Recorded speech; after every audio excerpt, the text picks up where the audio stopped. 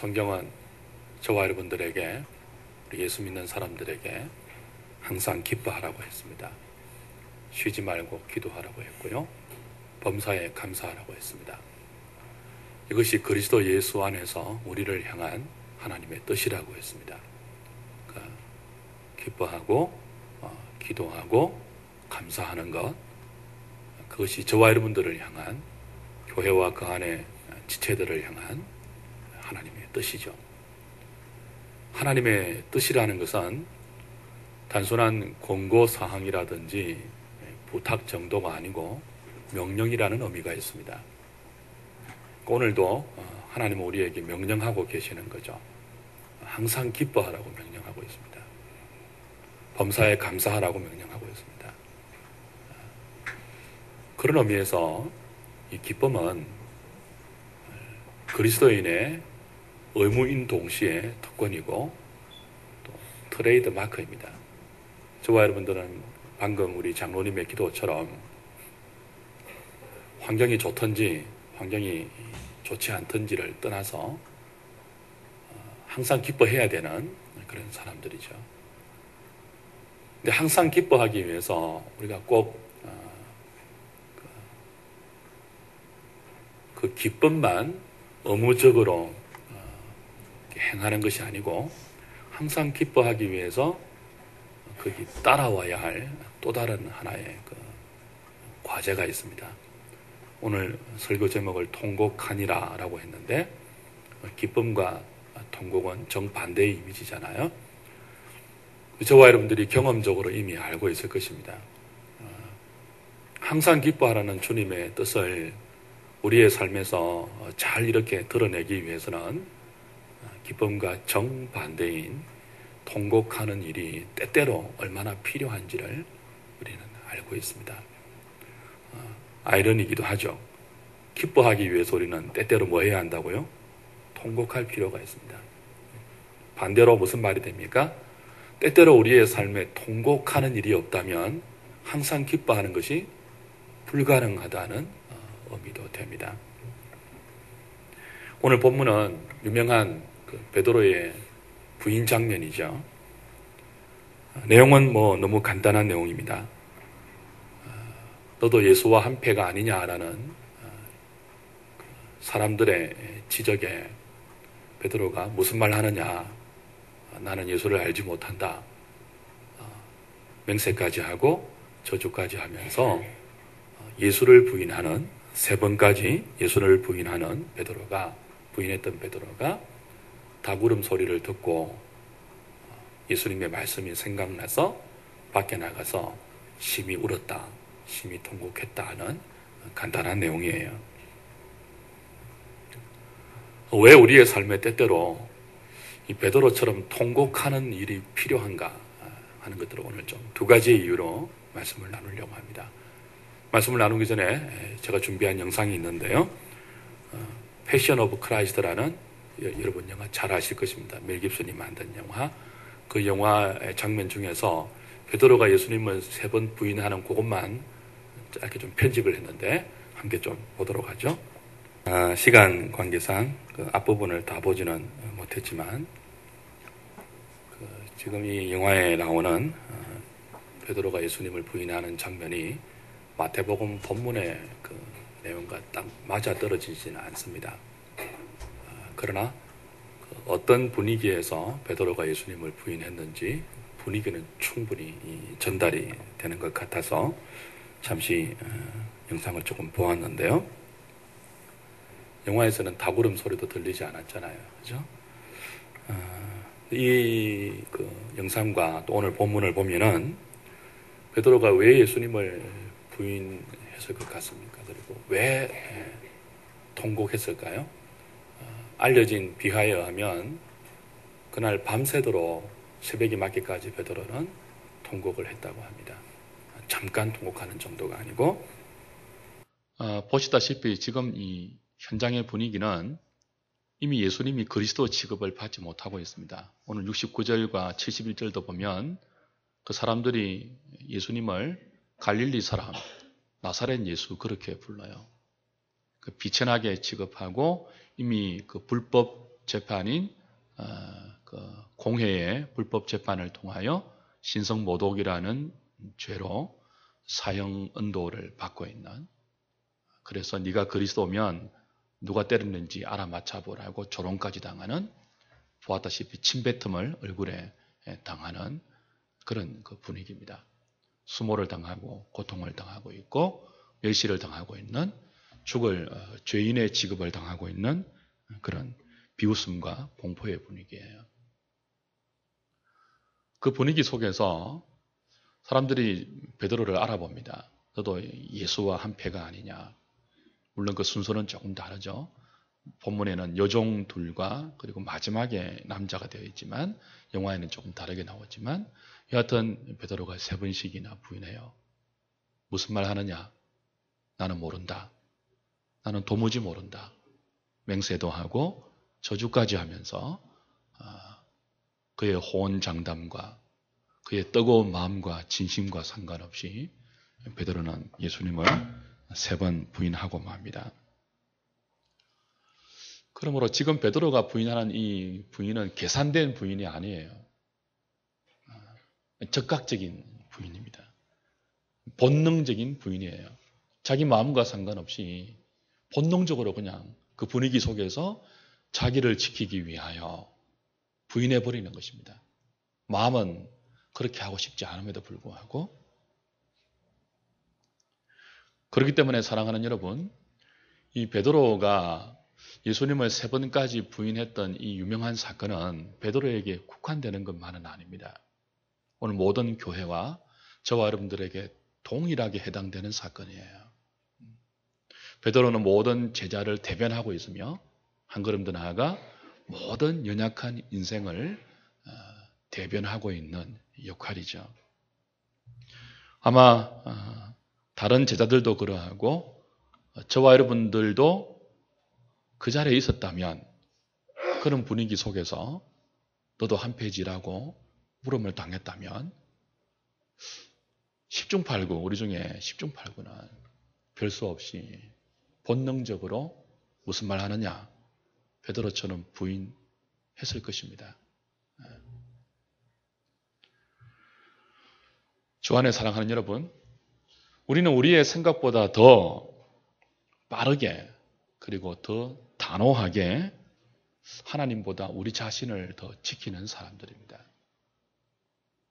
상상을 뛰어넘어서 우리의 진심과 마음과 뜨거움을 뛰어넘어서 우리는 우리 자신이 더 소중한 사람들이에요. 하나님을 향한 우리의 마음보다 훨씬 빠르게 결정적인 순간에, 급박한 순간에 우리는 뭐 한다고요?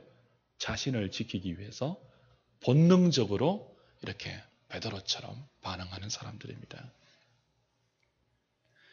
중국의 왕민다오라는 목사님이 계셨습니다. 북경에서 목회했던 분인데 매우 존경받는 목회를 잘하는 훌륭한 목회자였어요.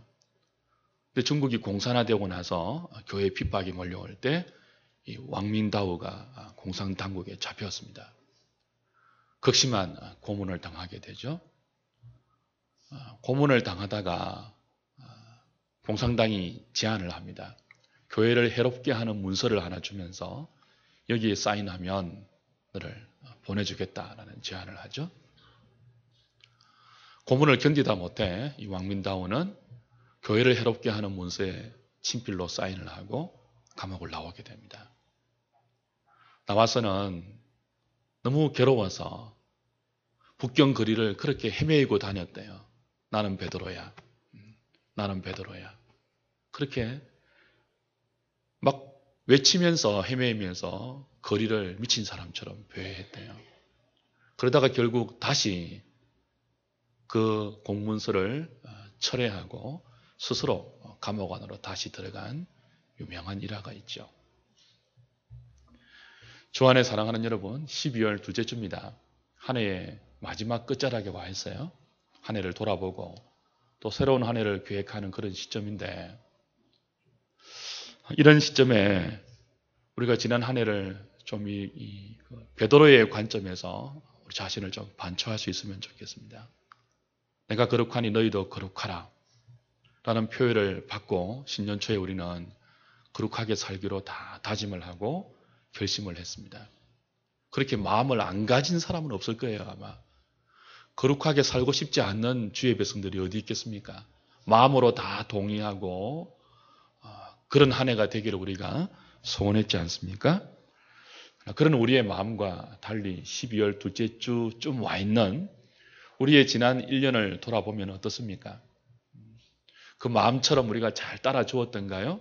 아니면 오늘 베드로처럼 한 해의 결정적인 순간마다 우리의 마음과 상관없이 본능적으로 우리의 이익을 지키고 우리 자신의 명예를 지키고 혹은 많은 다른 이유 때문에 주님을 외면하고 또 다른 형태의 무슨 말 하느냐 나는 모른다는 주님을 부인하는 그런 시간들은 그런 순간들은 그런 장면들은 없었던가요?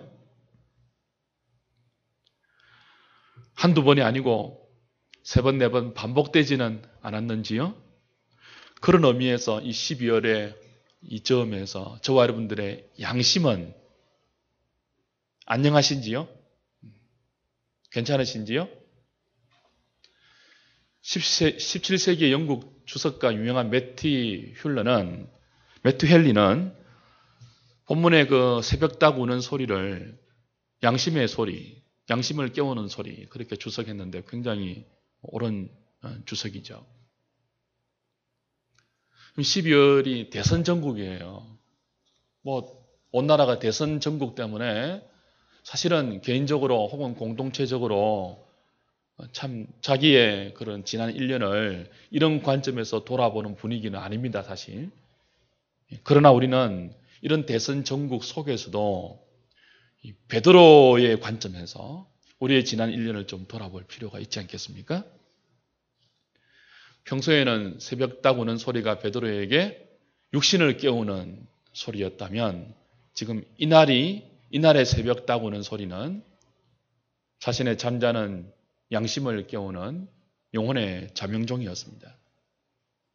지난 한 해 동안에 우리의 마음과는 상관없이 우리의 짐승과는 상관없이 때때로 물질 앞에서 정욕 앞에서 그리고 명예와 우리 자신을 지키는 그런 동기로 본능적으로 주님을 멀리하고 주님을 부인하고 주님을 외면했던 그러면서도 시간이 지나면 자연스럽게 잊혀져 버렸던 우리 잠자는 양심을 깨우는 닭 우는 소리가 오늘 이 즈음에서 좀 한 해를 마무리하는 동기로 들려올 필요는 없을까요?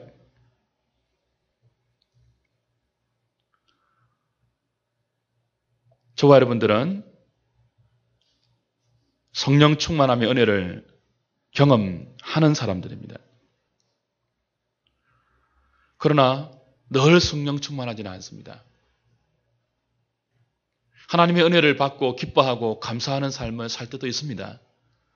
늘 감사하고 늘 기뻐하라는 주님의 뜻 안에서 우리가 다 순종하지 못합니다.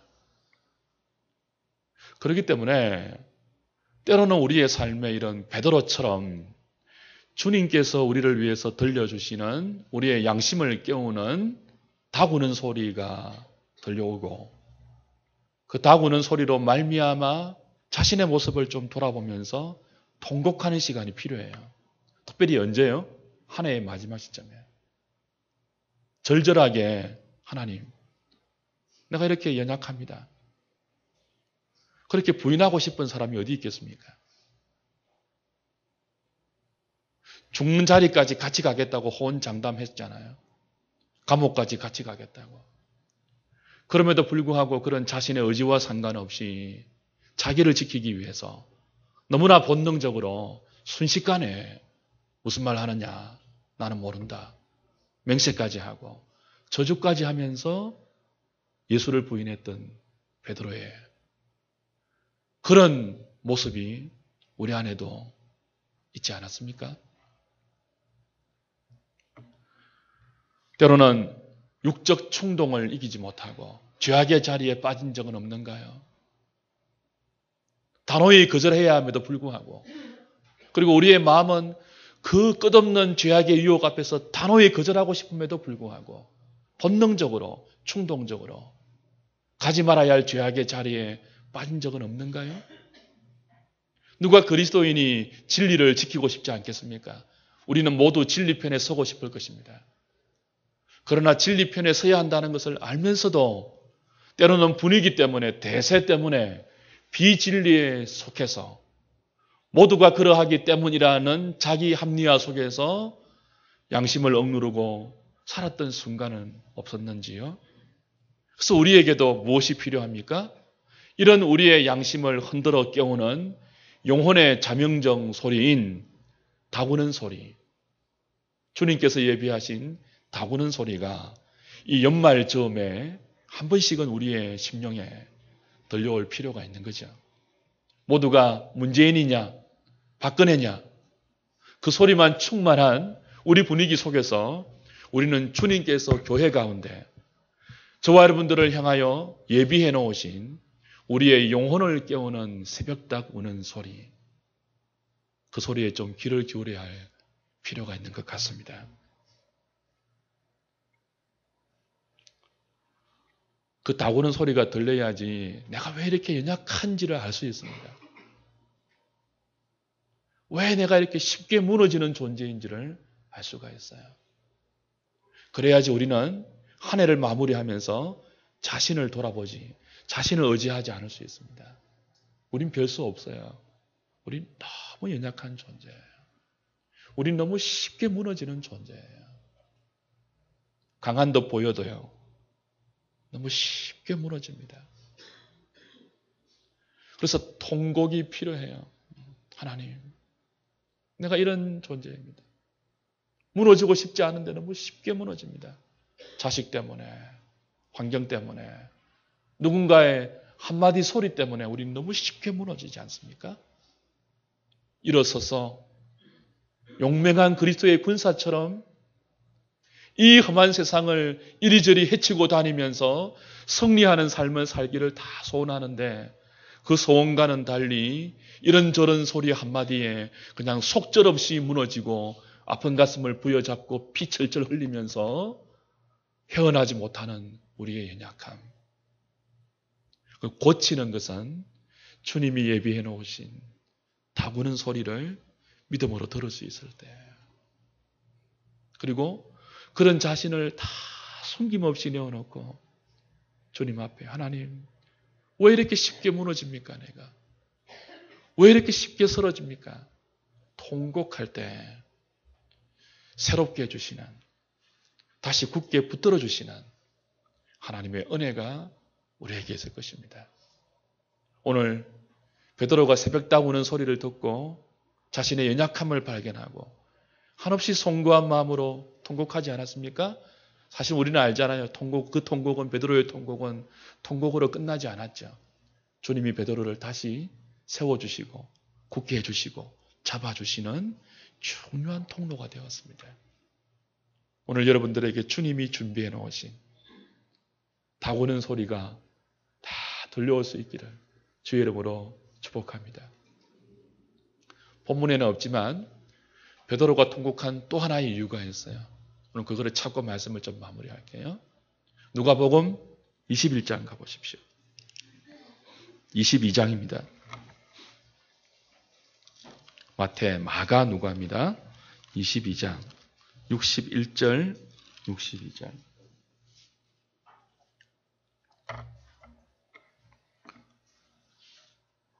136페이지 61절 62절 같이 읽을까요? 시작.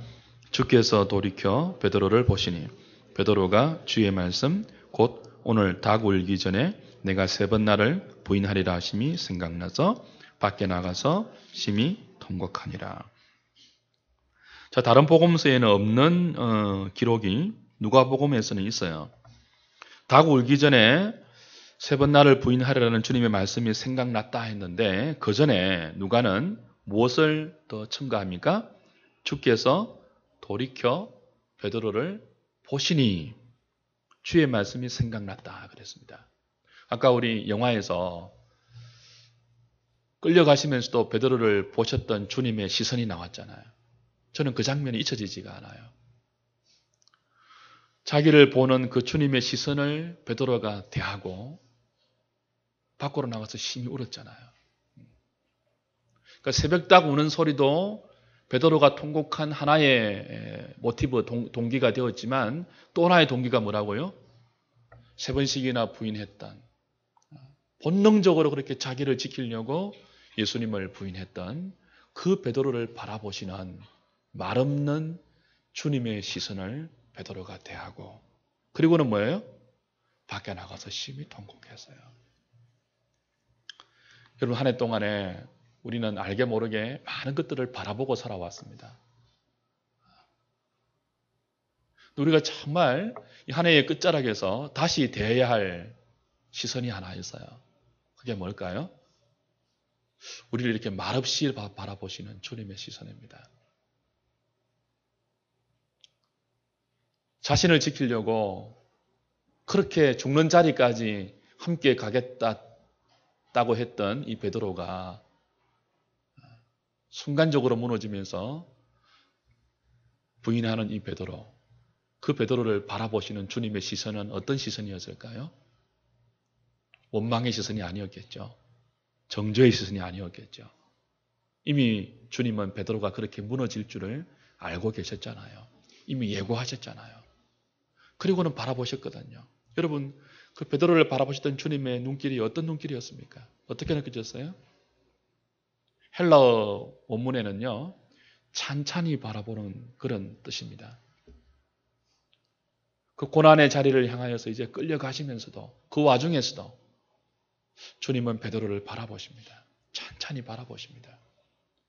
자신이 그 뜰 안에서 심한 매질과 고통과 조롱을 받고 있을 때 베드로는 뜰 바깥에서 예수님을 모른다고 부인했거든요.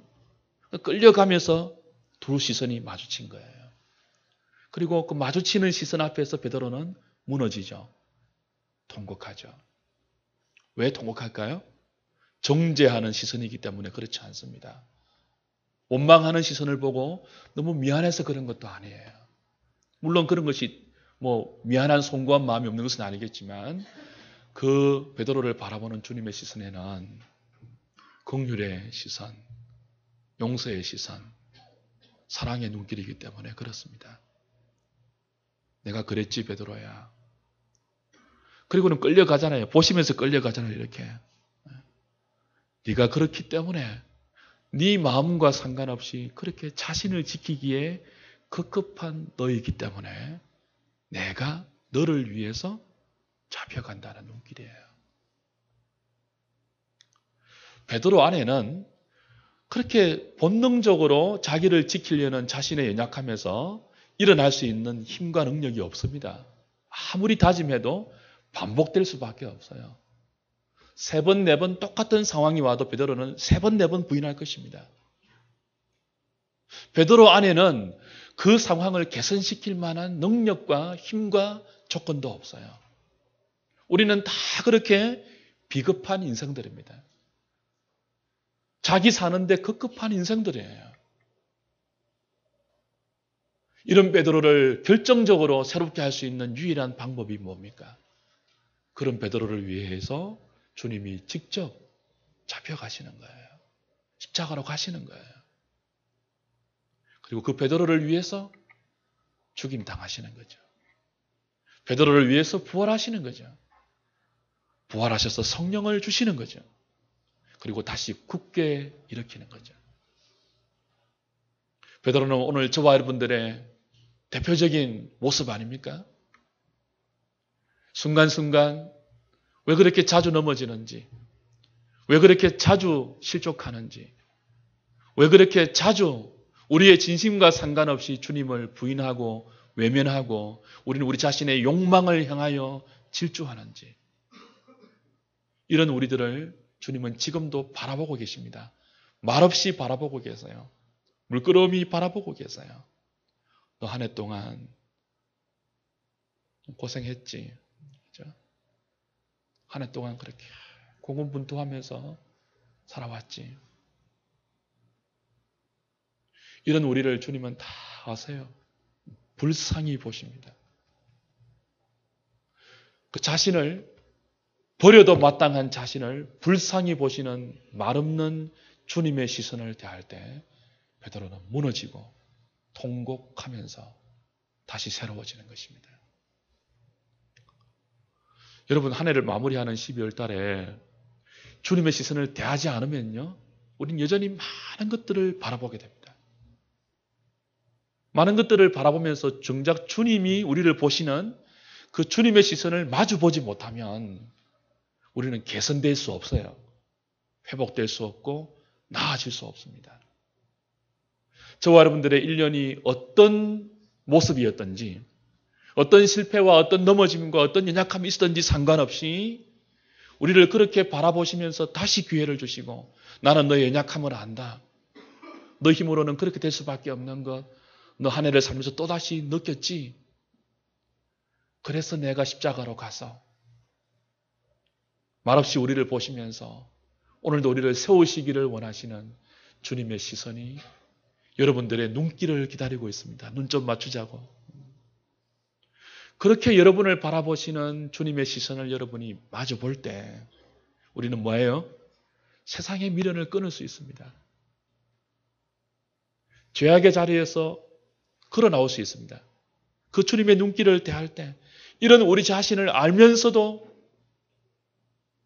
우리를 위해서 십자가의 자리로 가시는, 찬찬히 우리 자신을 바라보시는, 그러면서 다시 우리와 눈 맞추시기를 원하시는 그 주님의 시선이 오늘 한 해를 마무리하면서 저와 여러분들이 마주 대해야 하는 은혜의 시선입니다.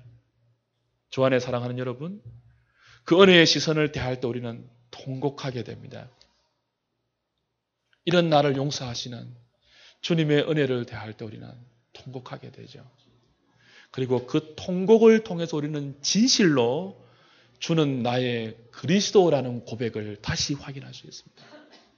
그리고 그 통곡을 통하여 주님의 시선을 다시 대하고, 그 통곡을 통하여 우리는 기쁨의 자리로, 넘어졌음에도 불구하고 실패했음에도 불구하고 다시 항상 기뻐하라는 주님의 뜻 안에서 일어날 수 있는 것입니다. 그러므로 통곡은 기쁨과 연결되고요, 통곡은 감사와 연결되어요. 오늘 저와 여러분들을 그렇게 긍휼의 눈길로 바라보시는 주님의 시선을 대할 수 있기를 바랍니다.